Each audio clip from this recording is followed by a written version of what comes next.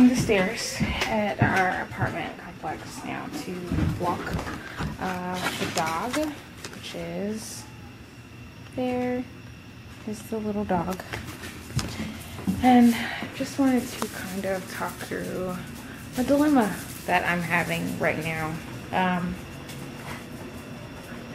Kind of sucks. It's gonna get dark. It's gonna go in and out the lighting. So my apologies for that. But having issues right now with the dog and my husband, actually. I'm gonna try and find a place that's kind of well lit by a street lamp or something. But just kind of wanted to get it off my chest, I guess, and see if anyone had any suggestions or ideas or help. So long story shortened a little. I raised this dog, not from a puppy, but he was a stray, actually, that I had a roommate a few years back in college, and I was walking her dog, and this dog chased her dog into our apartment. Caught him in my cat's cage. I had a cat at the time. My husband and mom are really allergic to him, so I had to give him to a rescue, but caught him in my cat's cage, you know, took him to a vet. He had no microchip, no tags. He looked starved and sick and dirty and terrified and aggressive, just really like he'd been thrown out of a house or a car and been living it rough for however long. And he just kind of looked up at me with his sad little eyes like, please don't leave me. And that's how I ended up with the dog. So I had him for,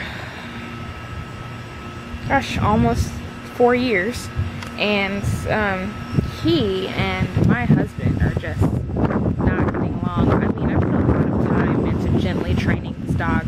He was so traumatized that, you know, a lot of ways people are, well, where I grew up, and I'm turning because I don't want to get burned by his leash, but where I grew up, a lot of people train dogs with force and, you know, hitting or spanking and such, and so that's really all I knew before looking into it myself. Kind of like parenting. Another story. But you know, you rub their nose when they pee in the house in it and hit them and tell them no and they'll learn, sort of thing. Well, I did something similar to that. You know, I told him no, I didn't hit him, and I raised my voice and was harsh, and, you know, when the first week or so. And what that taught me about him is that it doesn't work. It just makes him afraid of that situation. So he doesn't make the connection that you want him to make, which most dogs don't make the exact connection we think we're teaching them. But he does even less. Like, I did that first time he was back in the house. Luckily, he was already mostly potty trained. And, you know, I told him no and put his nose to it. And so he made the connection that pottying in my presence is bad. And so he wouldn't go outside because obviously he's on a leash, which means I'm there. So the moment we get inside and he's out of my sight, he'd go because he'd been holding it the whole time he could see me. Which got really frustrating, and it took days of intense praise and hour-and-a-half long walks to get him to go outside. But I succeeded. And so a lot of his training has been that way, you know, redirection or distraction or a treat when he does what's right, rather than punishment when he does what's wrong. Well, lately it's been moving back to more of the punishment phase because him and my husband, I mean, they had not an ideal start. He peed on his pillow when we met.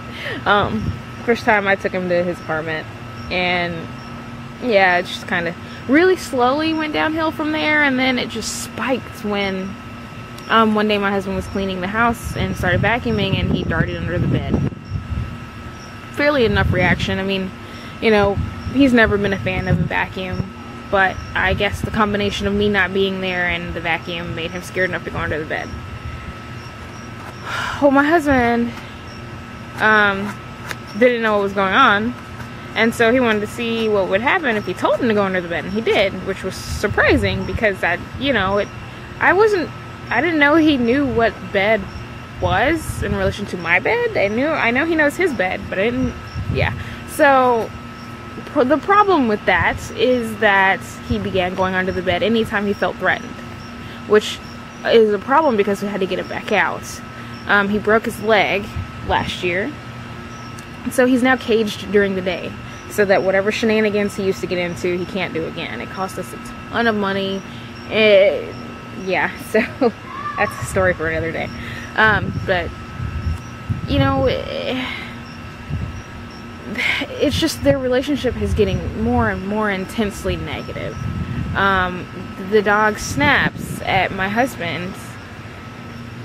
Just, I mean, anytime I'm not present and he walks by, and I can hear it. I hear him squeal and snarl, and my husband yelp and run away, but he never does it in my presence. I don't know exactly what the situation looks like. I don't know what started it, but it's just increasingly negative. Like, he runs from him more often than not. He's blatantly aggressive with him whenever he thinks I can't see it, or he's usually right, actually. I'm not within sight. So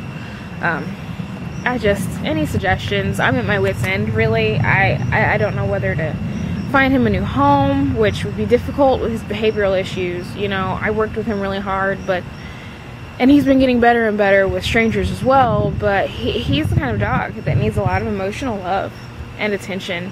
And, you know, with Jaden now, and him being like 7 months old, almost. Oh my gosh, 7 months old. He's just not getting the attention that he needs to be completely emotionally healthy, and on top of that is whatever emotional and mental tension he has with my husband. And it's driving me insane because I had to play both warden and peacekeeper. You know, my husband is used to raising dogs from puppyhood. They're used to his more, you know, he's got more of a, not necessarily aggressive, but a firm way of talking to animals. Problem is, neither of us had Marco from the time he was a puppy. So, you know, just, it's hard to teach an old dog new tricks. And so my husband will sharply tell him something, and I'm like, no, that's, you know, it's not necessary, it's too much. You know, he didn't do anything wrong, you just want him to do something different. He doesn't understand that that's all you want. He's listening to the tone of your voice.